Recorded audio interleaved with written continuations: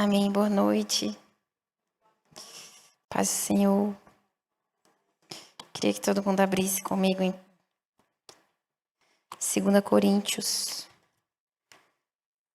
2 Coríntios, capítulo 4.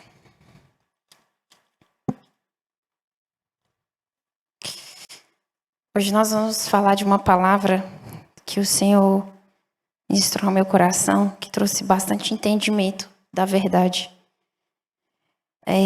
Antes de começar, eu vou fazer uma oração de novo. Não é invalidando a oração de ninguém, não.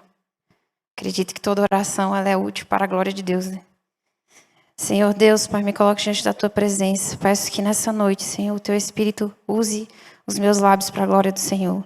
Que os ouvidos das pessoas que estão aqui, Senhor, não sejam, Jesus, de forma nenhuma, Senhor, interrompidos, Senhor, no discernimento da Tua palavra. Tira, Deus, em nome de Jesus, Pai, todo o acesso do inimigo que possa, de alguma forma, Senhor, trazer, Jesus, um entendimento deturpado, uma confusão na mente. Eu repreendo em nome de Jesus. Eu creio que o Senhor está aqui e que o Senhor falará conosco através da Tua palavra, em nome de Jesus. Amém. Nós vamos começar hoje o texto que está em 1 Coríntios, capítulo 4, né? Esse texto, ele vai falar sobre uma história que eu vou contar para vocês, antes, para vocês entenderem o que está acontecendo aqui. Paulo, ele fundou a igreja de Corinto. O Espírito Santo de Deus o guiou, né, até Corinto, e ele ali fundou na cidade de Corinto, a igreja de Corinto. Só que ele fundou e continuou fundando outras igrejas. E ajudando outros locais. Né? Não fundando, mas ajudando outros locais. Essa aqui foi a que ele fundou. E quando Paulo ele foi para Corinto, e ele implementou a igreja, ele saiu e começou a receber cartas de Chloe. Chloe era uma irmã que morava ali em Corinto, que estava na igreja, e manda cartas para Paulo. E não somente Chloe, mas no final do capítulo de 1 Coríntios, a gente vai lembrar de outras duas pessoas que mandaram cartas para Paulo para dizer como a igreja estava. E aí, o que tinha na igreja? O que estava acontecendo na igreja de Corinto que Paulo precisava saber? Na igreja de Corinto estava acontecendo imoralidade sexual.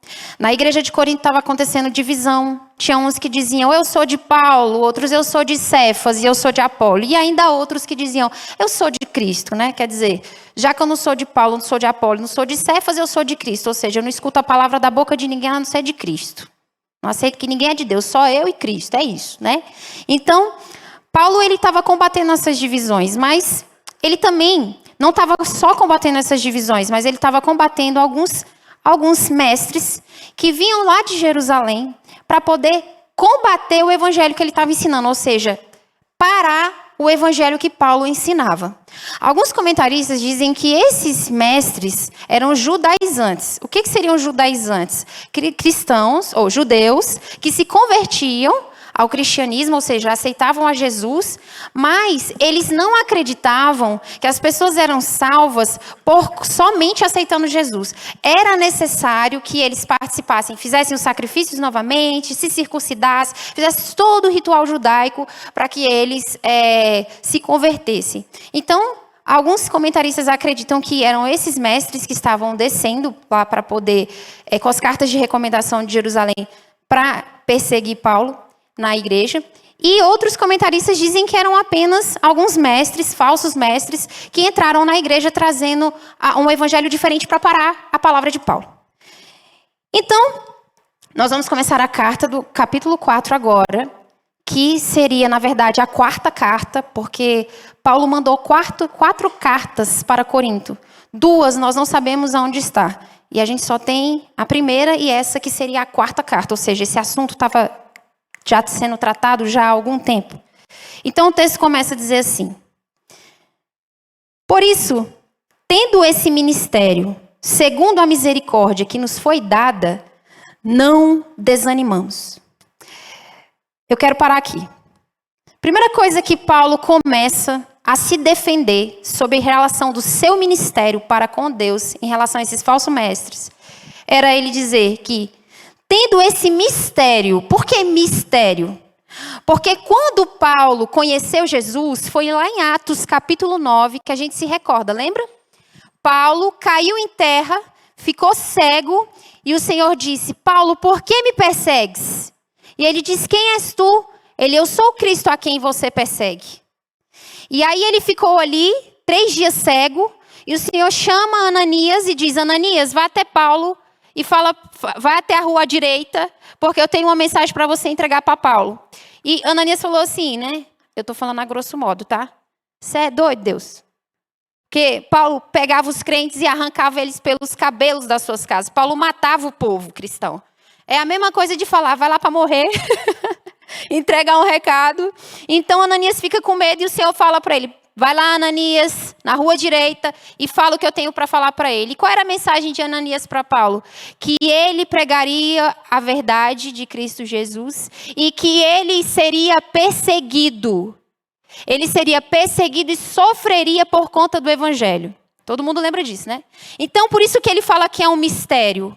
Foi o próprio Cristo que se revelou a Paulo para trazer esse ministério. Por isso que ele fala, segundo a misericórdia. É um mistério que Cristo revelou por uma misericórdia. O que é ser misericordioso? É ver uma pessoa com um destino desgraçado. Essa é a palavra mesmo. Ele vê a pessoa num destino que não tem solução, que ela vai para o inferno e ele decide salvar essa pessoa, sem nenhuma vantagem existente nessa pessoa. Isso é misericórdia. E o Senhor, pela misericórdia dele, deu esse chamado para Paulo, que foi dado a ele. Por isso, por ser um mistério e por ser em misericórdia, ele não desanimava. No versículo 2 ele diz: pelo contrário, rejeitamos as coisas ocultas que trazem vergonha, não agindo com astúcia nem adulterando a palavra de Deus. Vamos parar aí. Esses falsos mestres que entravam em Corinto, eles falavam assim: bom, se você é um mestre, por que você não faz parte dos 12? Se você foi chamado pelo Cristo mesmo, por que quando você prega o evangelho, o povo te rejeita? Você é açoitado, você é preso, passa fome. Por que então? Você não é de Deus? Né? Você não é apóstolo? Mas você vive sofrendo, perseguido. O povo de Corinto está em prostituição, muitos estão se prostituindo, muitos estavam sendo libertos. Mas tem muita gente se prostituindo, o povo fica aí tendo divisão na igreja.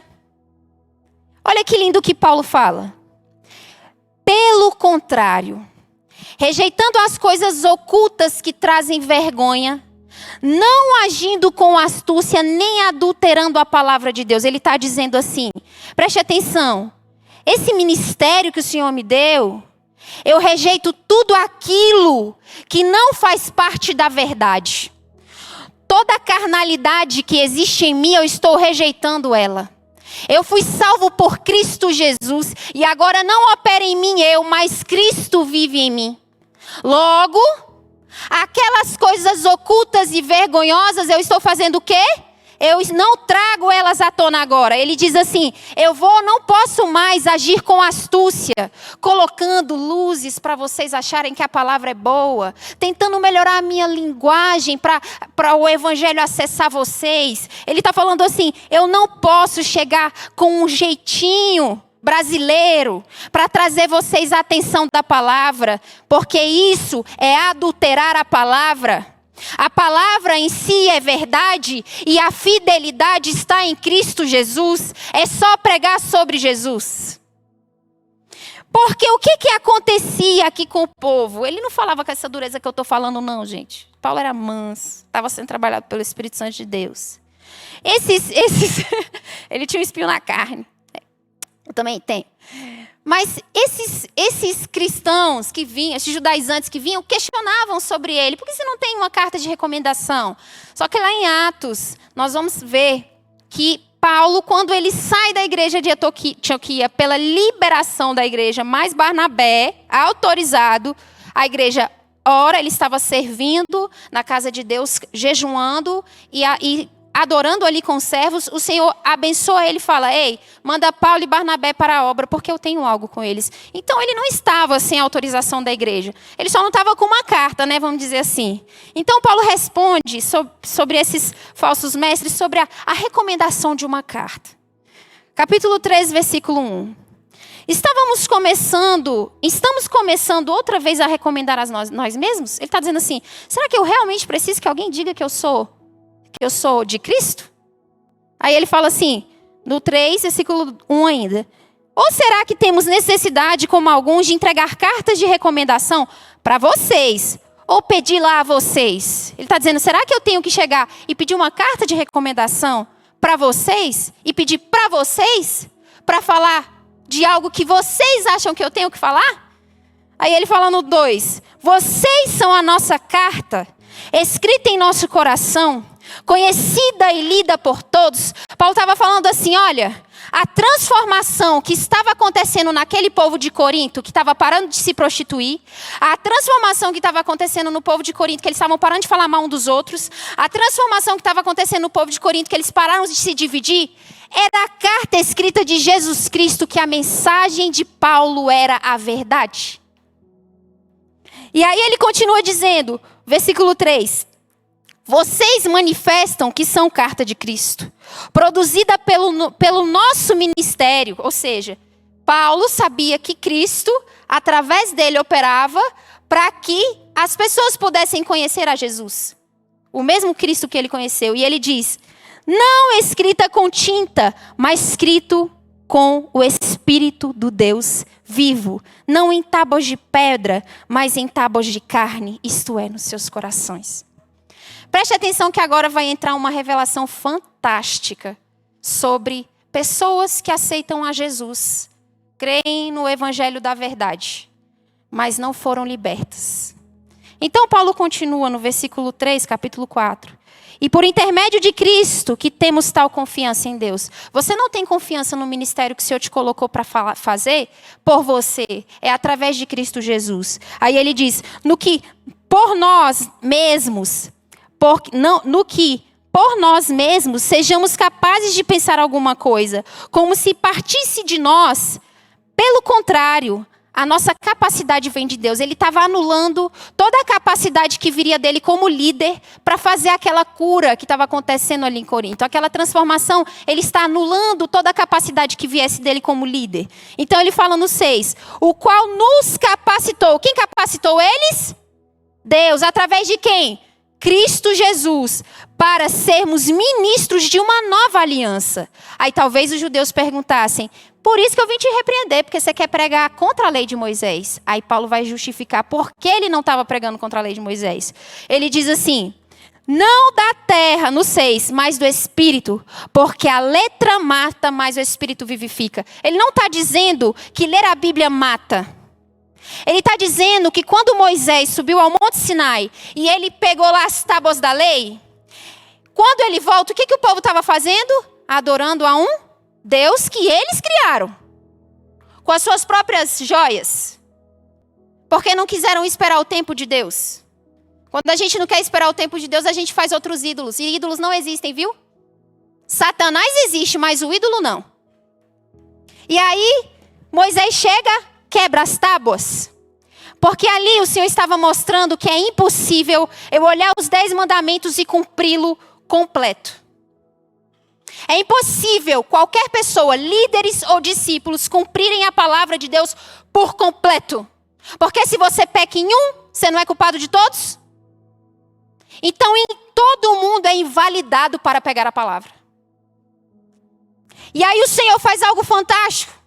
O Senhor fala para Moisés pela segunda vez, Moisés, sobe no Monte Sinai. E quando ele chega lá, ele manda, Moisés sai de madrugada, está em Êxodo 34, se eu não me engano. E aí quando ele sobe, o Senhor fala para ele, só que antes de você subir, você vai talhar as pedras. E você sobe com elas. E ali o Senhor pediu para que ele escrevesse os mandamentos. Só que quando Moisés desce, o rosto dele resplandecia. Presta atenção nisso, que isso aqui é muito sério. Paulo vai falar isso aqui para vocês entenderem. O rosto dele resplandecia. E o povo conseguia olhar para ele? Vocês lembram dessa história? Não. Então o que ele fez? Ele botou um véu. Então Moisés ia, subia, trazia o que Deus falava e o rosto dele resplandecia. E o povo via a glória de Deus por detrás de um véu. Só que existe algo acontecendo em Êxodo 34 que a gente passa batido, que Paulo vai explicar aqui. De repente, Moisés ali, depois de conversar com Deus, ele desce e a glória já não está mais na face dele. Não é verdade? E ele coloca o véu para o povo acreditar que ainda estava nele. Que ainda estava na lei de Moisés. E aí, Paulo começa a dizer que essa lei agora mudou. Quando Deus guia Moisés e o povo, eu não sei se vocês lembram de Gênesis, mas o Senhor fala assim para Moisés: o seu povo faz isso, fale para o seu povo. E Moisés indaga a Deus e diz assim: Senhor, não são meu povo, é o teu. Ele diz: não, o seu povo. Aí, Moisés sobe ao monte de Cades Barneia e o Senhor, ele só vê de longe a terra prometida e o Senhor disse para ele: você não vai entrar. Preste atenção. Moisés não entrou porque ele estava ali e o Senhor não daria a ele a salvação. Era porque o povo estava olhando para Moisés. A glória não era de Moisés. A glória não é do vaso que leva a palavra, igreja. Não pode ser dele. Então, Paulo vem falando no 7. E se o mistério da morte gravado com letras de pedra se revestiu de glória, ele está falando de Moisés, da era de Moisés, a ponto de os filhos de Israel não poderem fixar os olhos na face de Moisés, por causa da glória do rosto, ainda que fosse uma glória que estava desaparecendo, como não será de maior glória o ministério do Espírito Santo? Olha que glória maior! Eu não estou vindo para anular a lei, eu estou vindo para testificá-la através de Jesus Cristo. Só que Moisés e os líderes da igreja querem o véu sobre eles e Deus está dizendo: tira o véu, filho. A glória é de Jesus Cristo, a igreja é de Jesus Cristo, a glória não é do pregador, é de Jesus Cristo. E aí ele diz, nos 9, porque se o ministério da condenação teve glória, aonde você via na lei e te condenava que você era pecador, aí você olha para a lei e fala: eu não consigo não mentir, eu não consigo não adulterar, eu não consigo. Sabe quando você tenta e aquele pecado se repete? Ele fala assim, porque se o ministério da condenação teve glória, em muito maior proporção será glorioso o ministério da justiça, que é em Cristo Jesus, gente. Então ele fala: pois neste particular, o que era glorioso já não tem mais glória diante da glória atual, que é muito maior. Ele está dizendo: ninguém, nem eu, nem ninguém que leva a palavra da verdade pode ter a glória que é de Jesus. Nenhum ser humano carrega a glória que é de Jesus. Senão você não entra na terra prometida, vê o povo entrar e você fica parado lá esperando o povo atravessar. Porque a glória é de Cristo. Então, vamos continuar no 4 agora. Ele continua no versículo 2. Pelo contrário, rejeitamos as coisas ocultas que trazem vergonha, não agindo com astúcia, nem adulterando a palavra de Deus, nem tentando pregar a gente. É eu que faço, não. E assim, pela manifestação da verdade, porque Cristo é a verdade, nos recomendamos a consciência de todos na presença de Deus. Deus está falando assim: vai para a sua consciência agora. Você está vendo um milagre? Na igreja de Corinto, o povo sendo liberto da prostituição. Você está vendo o povo ser liberto da fofoca, da intriga? É Deus através de Cristo Jesus. Aí ele fala, no 3. Mas se aqui existe um mistério que Satanás faz na nossa cabeça, igreja. Mas se o nosso evangelho ainda está encoberto, é para os que se perdem que ele está encoberto. Ele está dizendo que ele está encoberto para os que se perdem. Aí você vai falar: como assim o Senhor quer que as pessoas se percam? Não, segue aí o 4. Nos quais o Deus deste mundo, Satanás, cegou o entendimento dos descrentes, para que não lhes resplandeça a luz do evangelho da glória de Cristo, o qual é a imagem de Deus. Preste atenção. Quando o evangelho da verdade entra na casa de Deus, e muitos líderes lá fora pregam o evangelho que fala só deles. Quando entra o evangelho da verdade, eles não aceitam perder o trono. Eles andam como Moisés, com a face coberta. Como nós andamos muitas vezes, não sendo líderes, mas andamos com a face coberta em relação à nossa liderança dentro da nossa casa, em relação à nossa liderança no meio familiar, ou até se você é chefe do seu trabalho. Você não está disposto a aprender com ninguém, você acha que Deus só fala com você. Acabou, filho, isso. Cristo é o último que veio para comandar a igreja. Ele é o Rei dos Reis, o Senhor dos Senhores, o único Deus, o verdadeiro. Mas olha que coisa mais linda ainda que Paulo vai falar. No 5, porque não pregamos a nós mesmos, está vendo? Mas a Cristo Jesus como Senhor e a nós mesmos como servos de vocês em prol de Cristo. Aí Paulo estava dizendo, então eu chego e falo de Jesus. Mas eu não creio no que você está falando, você está tentando trazer uma palavra nova, você está tentando mudar o que eu acreditava, e Cristo diz assim, estou te dizendo que agora, o que você não conseguia fazer na lei, porque você é incapaz, eu e você somos incapazes. Ele está dizendo aqui, agora em Cristo Jesus você é capaz. Porque quando Jesus morreu, Ele escreveu com o sangue dele, não em tábuas de pedra, mas nas tábuas do seu coração. E o sangue dele trouxe o Espírito Santo de Deus que habita no seu coração, que comanda você agora. E o que você não conseguia praticar porque você andava sozinho, Jesus está dizendo, anda comigo que eu te controlo. Anda comigo que eu te oriento. Anda comigo que eu te ensino a passar por essa luta. Anda comigo que você se levanta. Mas a gente quer a glória do véu. É confortável a glória do véu? Mas o Senhor está dizendo, a glória é dele. Esse palco aqui é dele. Você vai entender por que o Senhor permite que quem não tem a glória dele, mas carrega a herança do tesouro de Deus, prega a palavra. É dele. Entende? É de Cristo Jesus. Segue agora que você vai entender algo que Deus fala através de Paulo. Ele diz assim, 6. Porque Deus que disse, Deus, não foi Paulo, Deus que disse, das trevas, das nossas trevas, do nosso pecado, resplandeça a luz. Ele mesmo, o próprio Deus, resplandeceu em nosso coração. Não foi Paulo, não. Aí ele diz assim, para a iluminação do conhecimento da glória de Deus na face de Jesus Cristo. Meu irmão, se você entende isso, você não caminha, você avança. Hoje, o tempo todo, o Senhor estava falando sobre crer que Ele é Deus o suficiente para fazer as coisas. O tempo todo ele estava falando que a confiança é em Cristo. Vocês perceberam? Muitos andam alheio ao que o Senhor está falando.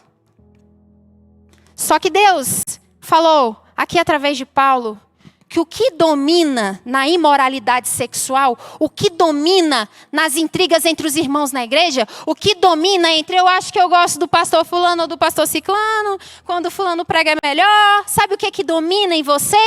Você mesmo. Você não acredita que Deus é poderoso para fazer, então você joga a glória para as pessoas. O que tira a imoralidade sexual de uma pessoa é porque, como ela não acredita que ela será punida, ela continua pecando. Como ela não acredita que ela vai para o inferno, para ela tanto faz pecar ou não. Então isso diz sobre a nossa falta de fé no poder de Deus e na correção do Senhor. Você entende o que o Senhor estava falando através de Paulo? Vocês estão entendendo, igreja? Então ele diz algo lindo agora. Então por que, se você é de Deus, você passa sofrimento, você passa luta?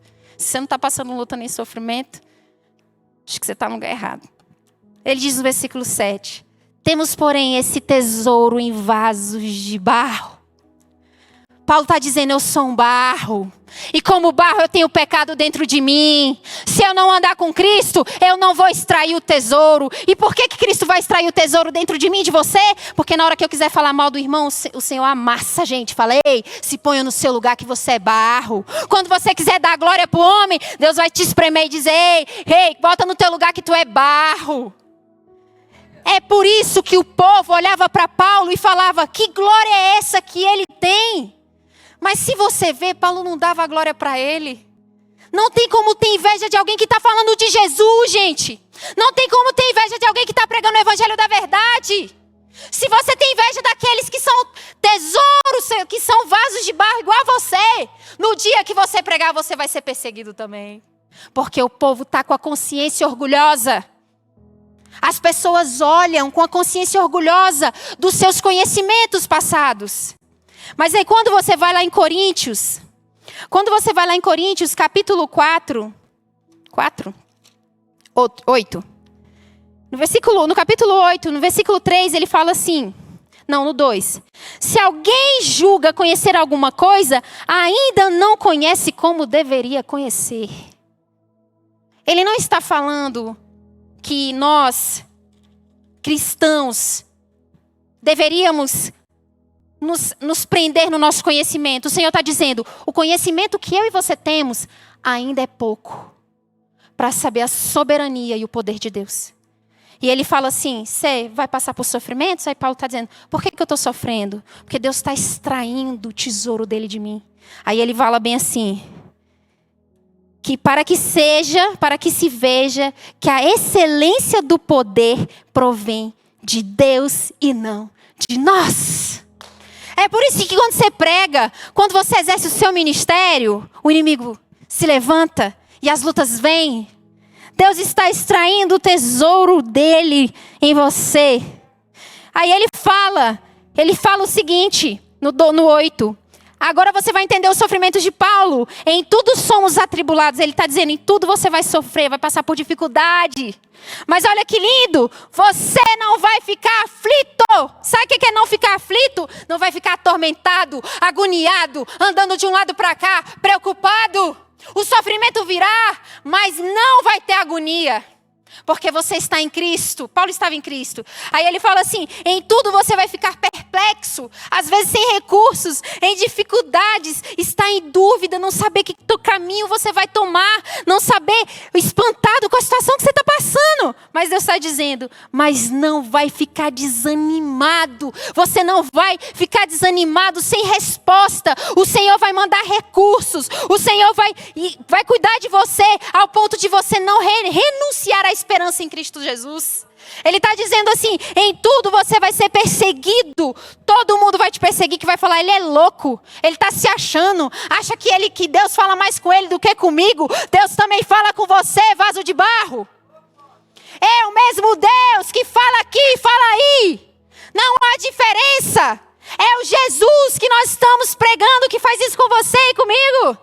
Não há acepção de pessoas, somente para aqueles que não querem crer que Jesus é o Rei dos Reis, o Senhor dos Senhores.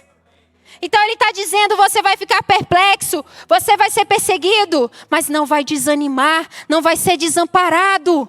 Deus não te abandona. Quando você for perseguido, Deus não vai te abandonar. Por isso Paulo pregava a palavra. Ele não deturpava a palavra. Ele se colocou numa posição de falar, Deus disse que liberta em Cristo Jesus. Ele me libertou, ele andava como liberto. Ele andava como liberto. Mas ele sabia quem ele era. Todas as cartas de Paulo ele fala quem ele era. Você sabe disso, né?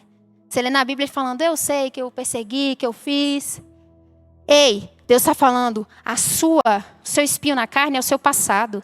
É Ele que mostra para você que a glória nunca vai vir de você. O espinho da carne da gente é o nosso passado. O meu passado é vergonhoso demais para subir no altar, né? É muito vergonhoso, gente. Eu nem deveria estar aqui. Mas porque eu sou um vaso de barro. Para a glória de Cristo Jesus. Ele veio hoje para falar conosco a mesma linguagem que Ele fala com vocês.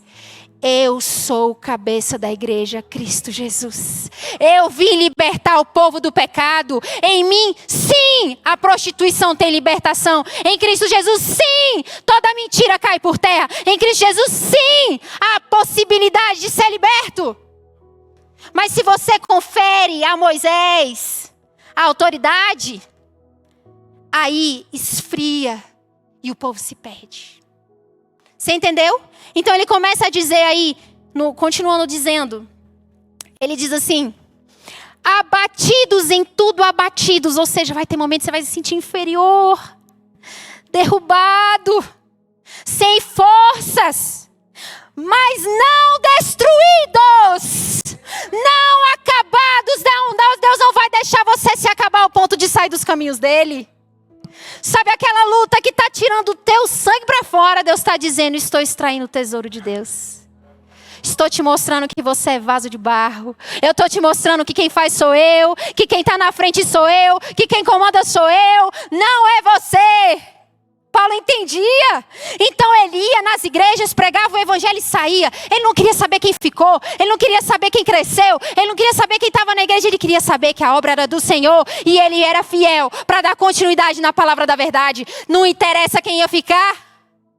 Isso é lindo, gente. Uma igreja que pega pastor, não vive em essência. Tem algo lindo que eu gosto na nossa igreja. Lindo, lindo. Isso aqui é Efésios capítulo 4. O corpo de Cristo cresce com o auxílio de todas as juntas, cada um fazendo a sua parte. Não faça parte do irmãozinho, meu irmão. Faça somente a sua. Se o irmãozinho não chegou, deixa o lugar vazio. Deus vai mandar. Deus deixa lugares vazios para incomodar os irmãozinhos que não querem ser um vaso de barro, tá? Então, o auxílio de todas as juntas ajuda para que o corpo de Cristo cresça. Aí olha que coisa mais linda. Paulo, ele dava espaço para o povo trabalhar. Ele se tornou fraco. Eu tenho conhecimento para poder fazer muita coisa aqui, mas não sou eu que vou fazer. Eu ensino e deixo o povo fazer. Viro as costas e vou embora. A obra é de Jesus. A obra é de Jesus, Ele vai curar, Ele vai transformar. Ele é capaz de gerar, Ele é capaz de fazer de novo, regenerar tudo. Tecidos. Ele regenera tecidos e estruturas. E aí Paulo vai e continua. Ele continua no versículo, cadê? Deixa eu pegar que eu me perdi. O 10. Eu escrevi uma frase. O tesouro de Deus está no vaso de barro. Diga, eu sou um vaso de barro. O barro precisa passar por essas fases para que o tesouro de Deus se manifeste e a glória de Deus seja revelada para você. O véu tem que sair da sua face, meu irmão. Está andando com véu, igreja. Está procurando um homem. Procura movimento. Procura, né? Vamos melhorar o culto. Vamos melhorar o culto. E Deus está dizendo, não. Nosso corpo precisa carregar a morte de Cristo. No 10 ele vai dizer, trazendo por toda parte a mortificação do Senhor Jesus no corpo, para que a vida de Jesus se manifeste também em nosso corpo. O que Paulo estava dizendo? Se você não acorda todo dia lembrando de quem Jesus é e o que ele fez, e carrega em você a morte dele, você não consegue trabalhar no corpo. Você gera divisão, você se prostitui. Você vai esquecendo que Deus é soberano. Você até se esquece, na sua cabeça até para aquela dúvida. Será que Cristo vem mesmo? Será que eu estou viajando? Acho que eu estou vivendo uma coisa... Parece que eu estou vivendo uma realidade de louco. Isso já passou pela sua cabeça? Pela minha já passou. Quando Deus me confrontou sobre o novo nascimento. Quem é você, Camila? Em teu nome eu expulsei demônios. Eu olhei em línguas. Ei, tem gente que quer que a gente saia pulando aqui, ó, no manto do Espírito Santo de Deus. E Deus está dizendo, não é pulo não, meu filho. É a palavra da verdade. Não é pulo não. Você pode expulsar demônio. Mas a Bíblia diz lá em Mateus 12, que quando o demônio sai de um homem imundo, ele vagueia por lugares atormentados e ele passeia. Ele volta. Opa, vou voltar para minha casa. E quando ele chega lá, a casa está o quê? Vazia, varrida e arrumada. Aí sabe o que Satanás faz? Ele diz assim, não vou entrar sozinho não, eu vou levar mais 7. Você sabe por que Satanás faz isso? Porque quando você não acorda e ora ao Senhor e não busca ao Senhor, a sua carne comanda. Logo, sua casa está vazia. O Senhor está dizendo, é por isso que o pecado acontece. Você não tem que apenas expulsar o demônio em meu nome. Você tem que fazer que Cristo habite na sua casa, através do Espírito Santo de Deus. A Bíblia diz em Romanos, alimente o Espírito para viver coisas espirituais. Se você alimenta a carne, viverá coisas carnais. Entenda que Cristo, quando ele veio, Paulo está falando da justificação, ele não veio tirar o domínio do pecado do mundo ainda, ele veio tirar apenas a culpa do pecado. Então, quando Cristo veio e trouxe o Espírito Santo de Deus que habita em você, ele entrou e fez morada em você, só que ele está aí falando, a carne ainda está viva. Você precisa entender que é dependência de mim. Então, se é dependência de Deus, você dá um pulo na cama quando você acorda e fala, Deus, tenha misericórdia da minha vida, Senhor. Eu quero roubar, eu quero matar, tudo isso está aqui dentro, Senhor. Me livra do mal, me livra de mim mesmo, me livra de eu achar que eu dou conta, me livra de eu achar que eu sei caminhar sozinho. É isso que Paulo estava falando.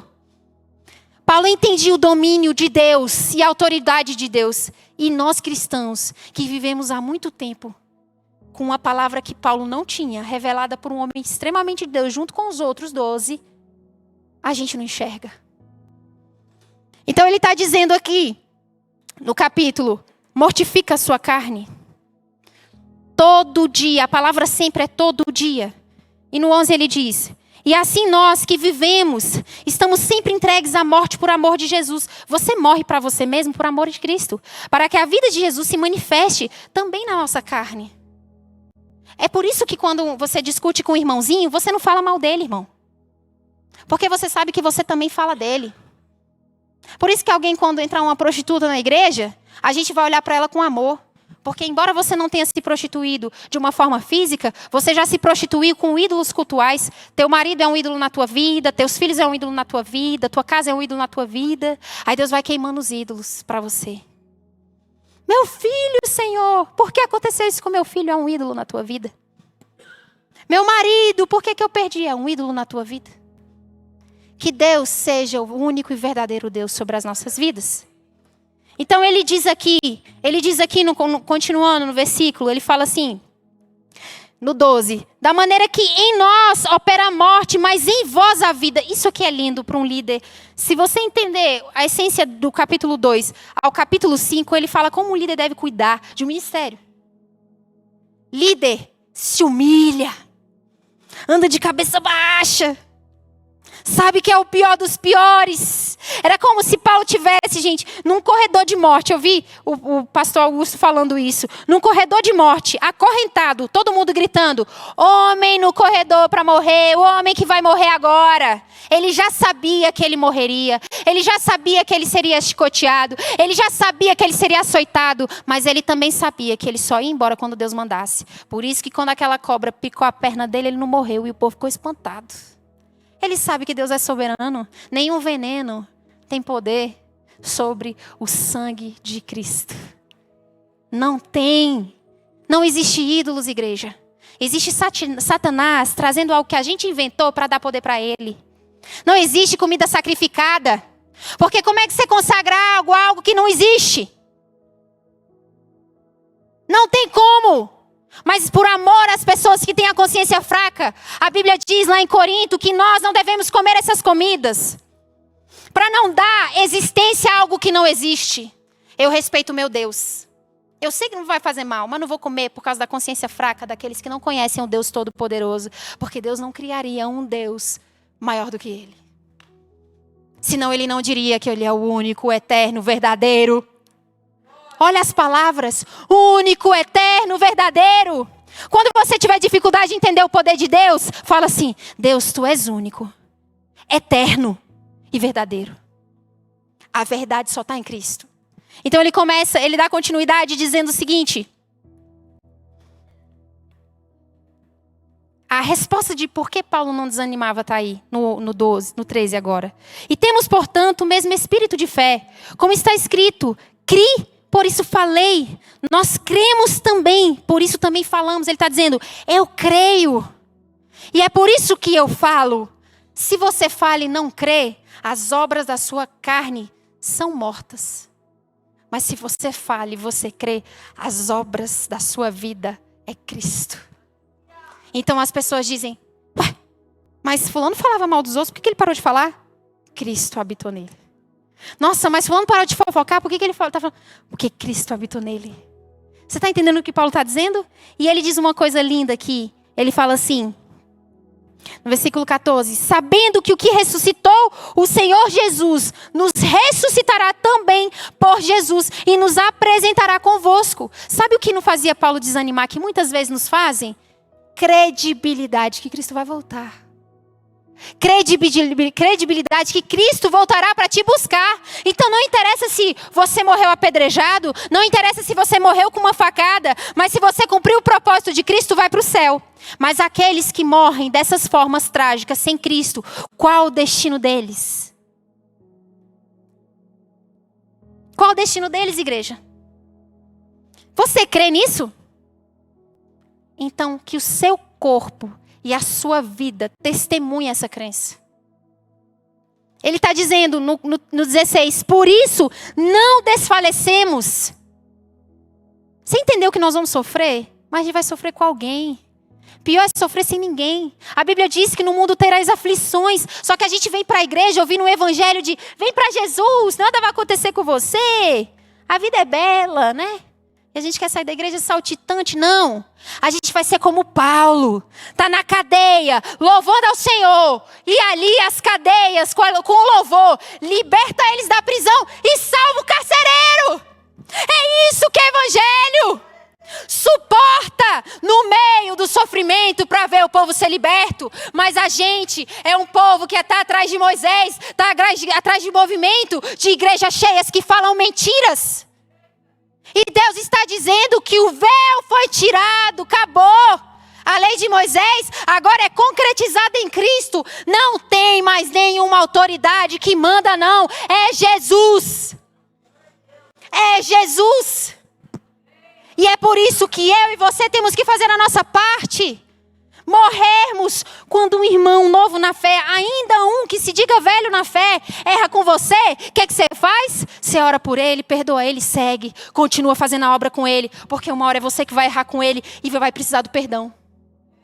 Porque tanto aquele que prega, quanto aquele que senta para ouvir, é vaso de barro. Paulo sabia disso. Ele não andava pensando, eu sou imperfeito, ele já entendeu. Senhor, eu sou ruim mesmo. Nossa, mas eu sou ruim. Se vocês ouvissem a minha ruindade, não ouviriam a verdade que sai. Mas a verdade que está em mim já não é eu, mas Cristo habita em mim. É isso que Paulo está dizendo aqui nessa passagem. E nós já estamos concluindo. E ele diz no 17. Porque a nossa leve e momentânea tribulação produz para nós um peso eterno de glória muito excelente. Meu irmão, quem está preso na glória, anda aqui no mundo, nas nuvens. Louvando o Senhor. Aí está passando um vento financeiro. Ele fala, o Senhor vai mandar provisão. Não, Senhor, eu estou obedecendo ao Senhor.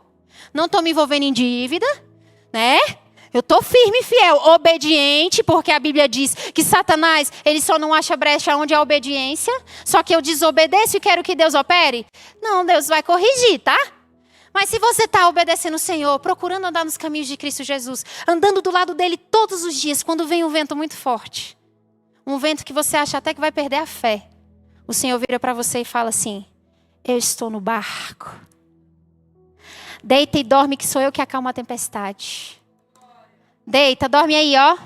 Dorme que a tempestade está vindo, mas eu que controlo o tempo. Sou eu que controlo reis. Sou eu que controlo o tempo. Sou eu que controlo as estações, eu que mando a chuva. Sou eu. Só que porque você não me entende, eu mando certas lutas para mostrar para você que o seu espinho na carne é que você não tem autoridade nenhuma sem o meu poder. Que você não é nada sem o poder de Cristo. É isso que o Senhor está falando para nós. Irmãos, para finalizar, eu vou contar um testemunho. Não, vamos terminar. Só tenho 14, dá tempo ainda. Tem 1 minuto, tá, gente? 14. Sabendo que aquele que ressuscitou, o Senhor Jesus, também nos ressuscitará e nos apresentará juntamente com vocês. Porque tudo isso é para o bem de vocês, para que a graça, que é um favor imerecido, multiplicando, se torne abundantes as ações de graças por meio de muitos, para a glória de Deus. Sabe o que o Senhor está falando para a gente? Não tire os sapatos. Eu tive um sonho. Olha que sonho interessante. Eu tive um sonho que eu estava numa floresta com um monte de gente andando, meus sapatos, e de repente os meus sapatos se desfaziam. Eu não tirava os sapatos, mas eles se desfaziam. Era muita dificuldade. E aí eu pegava, olhava para os lados na floresta e pensava, rapaz, onde eu vou usar um sapato aqui? Aí eu pegava um pano de lixo, um saco de lixo que eu achava, e botava no meu pé, enrolava no outro pé e ia levando todo mundo. Quando eu chegava no final, tinha uns cachos de banana, de uva, tudo lindo. E eu olhava assim e falava, nossa, gente, e vi uma mulher, todo mundo comendo as frutas, e que falava assim, uma mulher toda de branco, uma médica, cadê a Camila? Aí eu, tô aqui. Quando ela falava isso, eu senti uma dor no meu pé. Aí eu gritava, ai! Aí ela falava, senta aqui. Ela pegava um bicho e falava assim, entrou um bicho no seu pé. Aí ela botava bem no buraquinho do meu pé, assim. E esse bicho mexia, estava vivo, e chamava vários bichos comedores de carne. E quando eu olhava aqueles bichinhos saindo pequenos assim, mas quando eles saíam, agora que eu lembrei, eles ficavam grandes. E eu falava, mulher, mas isso me comeu por inteiro todinha. Aí ela, não, mulher, relaxa. Só comeu uma parte do pé. Mas não ande mais sem os seus sapatos. Sabe o que o Senhor falou comigo? Gente, o evangelho da verdade, ele sempre vai ter o conhecimento novo. E como os bereanos, quando Paulo foi para Bereia, o povo tem que sentar, ouvir o que o irmão tem a dizer e falar, ah, é verdade. Está escrito isso aqui, que em Cristo Jesus nenhuma maldição há. Então agora eu vou andar e acreditar que essa é a verdade. Porque o fato de você não crer que Deus existe, olha como Satanás é. Ele começa a colocar assim, não, agora você vai ter que inventar um meio para se libertar disso, porque Deus não é poderoso. Olha a sagacidade dele, ele é mentiroso. Então vai lá, ó, faz isso. Não, ele não. Olha o que Deus está dizendo para a gente, se você crer. Se você me buscar, ler minha palavra, praticar a palavra e crer, Ele te libertará disso. Porque imoralidade sexual, Paulo estava dando a deixa. Divisões na igreja, eu sou de fulano, eu sou de ciclano, sabe o que isso significa? Sabe o que significa? A ausência da credibilidade que Deus existe. Ele não pode fazer. Então, e o que eu vou fazer? Vou sair da igreja, porque eu estou naquela igreja, eu estou orando, eu nunca sou liberto. Aí o que acontece? Eu vou para outro lugar, eu entendo um pouquinho o evangelho, eu sou liberto, mas em outras coisas não sou, vou procurar outra igreja. Está vendo que a gente está procurando Moisés? Gente, Jesus é o Messias. Yeshua HaMashiach, que Moisés conversou, que Noé conversou, que todos esperavam. Não é um homem que põe a mão na sua cabeça, é o Espírito Santo de Deus que habita em você através de Jesus Cristo que te liberta. Você entendeu? A casa vazia volta 7. Tem que pregar a palavra e falar da verdade. Ei, você precisa aceitar a Jesus como seu Senhor e Salvador. Ei, você precisa acordar e ler a palavra. Ei, você precisa acordar e buscar o Senhor. Senão não há libertação. Entende o que o Senhor está falando através dessa palavra, gente? Tira o véu. Tira o véu. E algo que eu acho lindo, que eu falei no concluir aqui sobre a igreja. É engraçado como Deus faz a obra dele. A glória não pode ser de um. O pastor Aldenor, ele é muito bom com a administração financeira. Vocês sabem disso, né? Ele é um excelente administrador. Você sentar ali para ver como a nossa igreja funciona, é o Senhor que utiliza a vida dele para isso. E ele não só administra a igreja, como ele também cuida de você sentar no lugar bom, no banheiro bom. Ele fica pensando em tudo para vocês terem conforto. A pastora Ilta, ela gosta de ensinar o povo a orar. Ela pega as pessoas que estão na caminhada e sai, ensina eles a rodar, orar, ler a Bíblia. Ela fala para você ficar repetindo a palavra. Ela fala para você ler, orar. O pastor Marcelo tem o dom do ensino. Mas eles também cuidam de casais aqui com o pastor Marcelo, o pastor Silvio e a pastora Julieta. A pastora Marjorie, ela também aconselha, os dois aconselham casais. Eles trabalham dessa forma, são bem tranquilos e pacientes. Uma vez eu levei uma bronca da pastora Julieta bem assim. Pastora Julieta não, a missionária Marjorie bem assim. Camila, você está vendo que você errou? Porque você entendeu? E eu bem assim, gente, como é que eu vou dizer que eu não errei com mulher falando desse jeito? Tá bom, eu disse, eu errei, mulher. Mansa, entende? O Senhor tem um propósito. Pastor Silvio e pastora Julieta, eles cuidam de casais, mas olha o ministério que o pastor Silvio tem, que ninguém aqui tem. Ele cuida de mendigos, ele cuida de drogados, ele sabe para onde mandar, ele sabe o que eles passaram. Ninguém aqui dos outros pastores sabem. Precisa do pastor Silvio aqui. Olha a pastora Julieta, ela cuida dessas mulheres que passaram por as mesmas situações que o pastor trabalha, mas ela também cuida de mulheres aqui aconselhando, dando conselhos, levando a palavra, ensinando a orar, ensinando a buscar o Senhor. A gente vê o pastor Roberto, um mestre do ensino. Ele tem o domínio de ensinar a palavra da verdade detalhado. E é ele que ensina isso aqui, ele faz a gente querer ler mais a Bíblia para aprender. A missionária Marilene, ela ajuda aqui as irmãs em fé que passam dificuldades, ora pelos filhos, acompanha as crianças, traz a restauração através de Jesus Cristo, prega a palavra. Nós temos o pastor Isaías e a pastora Cris. O pastor Isaías sempre fala de oração em línguas, né? Olha, vai procurar os dons espirituais do Senhor, já percebeu isso?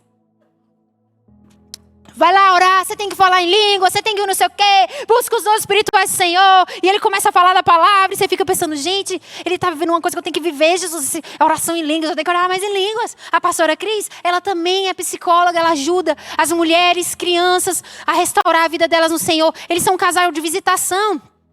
A Diná e o Aldeci, eles cuidam do 30 a mais. Meu Deus, quem vai pensar em 30 a mais? Eu tenho 30 a mais. Ela pensa no 30 a mais, ela ora com eles, ela aconselha, o Aldeci aconselha, são um casal que está lá, engraçado, o Aldeci está lá no 30 a mais, 100 mulheres e um homem, ele, vamos lá que vai mandar homem aqui, Senhor. A Selminha cuida da terceira idade, que ministério lindo! Gente, ninguém faz tão bonito como ela não é verdade? Quem seria de nós sem a Selminha? Gente, que coisa mais linda, os velhos viajam mais que os jovens, eu estou me sentindo bem atrasada. Entendeu? Eu estou me sentindo muito atrasada nesse ministério. Mas tinha que ser a Selma. A Sabrina e a Michele cuidam do ministério de mulheres. Trazendo a delicadeza. Restaurando sobre a importância da mesa. Trazendo aquela questão da mulher voltar para casa. Da mulher voltar para o lar. Aprendi muito. Sendo liderada por elas duas. Cada ministério de recepção. Gente, o ministério de recepção. Que é a Lucília e o Valdir, que seria da recepção sem eles? O corpo de Cristo precisa de alguém que recepcione. E eles nunca abandonaram esse ministério. Sempre firmes ali, ensinando, explicando como se recepciona. Sempre vi o Valdir indo lá conversar com meu pai no gabinete. Eu acho isso tão bonitinho. Para explicar o que está acontecendo. A gente é novo, mas a gente observa a igreja. Tem outros ministérios, a Claudinha no ministério infantil, quantas vezes a Claudinha está aqui sozinha? Quantas vezes as meninas estão aqui sozinhas na sala? Nossa, quantas vezes eu vi você sozinha aqui, cuidando das crianças, cuidando do meu filho, obrigado. Se você não fosse você, eu não ia estar pregando a palavra. Quantas vezes, gente, a gente está na igreja e tem um irmão olhando o seu carro, perdendo a palavra para você ouvir? Quantas vezes a gente está dentro da igreja e o pessoal do som está lá embaixo, gravando culto, se preocupando em produzir um vídeo bom, para que a palavra alcance quem não teve a oportunidade de vir e ninguém vê. Ei, igreja, isso é corpo de Cristo. Quando você entra na igreja, é perigoso até você perguntar, quem que é o pastor da igreja mesmo? Graças a Deus que pergunta quem é o pastor, porque todos podem dizer, Cristo Jesus. Cristo Jesus. Não vamos invalidar a obra só porque você acha que tem lugares que está faltando. Vou fazer uma dinâmica aqui. Todo mundo levanta a mão. Põe a mãozinha aí para frente. Se alguém estiver dormindo, você acorda o irmão. Fala, irmão, tu prestou atenção na palavra, não, mas agora tu vai prestar, varão. Bota essa mão para frente aí. Pensa num fruto. Pensa num fruto. Amor, acompanha, amor. Todo mundo tá levantando a mão. Me valida, né? Pensou no fruto? Alguém fala algum fruto que pensou? Morango, ok? Ah, tá. Então bora lá. Abacaxi. Digamos que esse fruto você acabou de pegar no mercado, ok? Você sabe quem foi que regou esse abacaxi? Para ele crescer? Pode falar, quem você acha? Numa fazenda. Mas você sabe a pessoa? Não, né? Cadê? Quem falou morango? Diga aí, Michele. Você sabe quem plantou esse morango? O japonês. Ela tá achando que foi um japonês. Cadê a maçã lá de Braslândia ainda? Olha a fé da mulher. Cadê a maçã? Quem pensou em maçã? Maçã? Tá, quem arou a terra da maçã, você sabe? O agricultor, mas o nome, você sabe quem foi? Cadê outra fruta que não seja dessas? Figo? Então, quem foi que colheu o figo para você poder ter ele na sua mão? Você sabe? Pois é.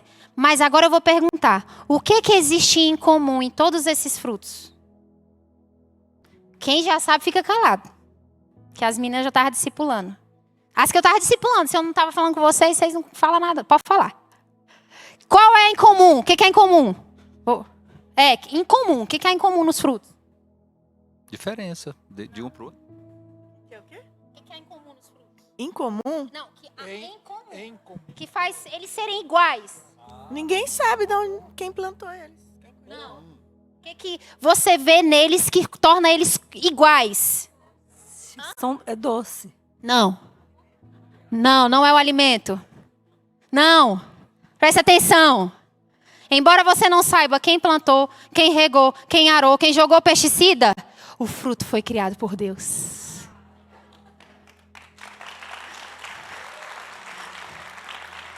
A igreja é assim. O fruto é Deus que dá. Permaneçam em Jesus. Ninguém vai lembrar de você. Ninguém vai lembrar do que você fez. Mas o fruto é de Deus. E Ele sabe quem arou, quem plantou, quem regou, quem colheu. Às vezes eu vou plantar, mas não vou colher. Não tem inveja de quem colhe no seu lugar. É porque a sua função não é colher, é regar. Às vezes a sua função não é regar, é arar a terra. Entendeu? Arar a terra. Porque senão, quando você não faz isso, não dá para ter fruto, igreja. Faça aquilo que o Senhor falou para você fazer, porque você é um vaso de barro. E se você sofrer, para a glória de Deus.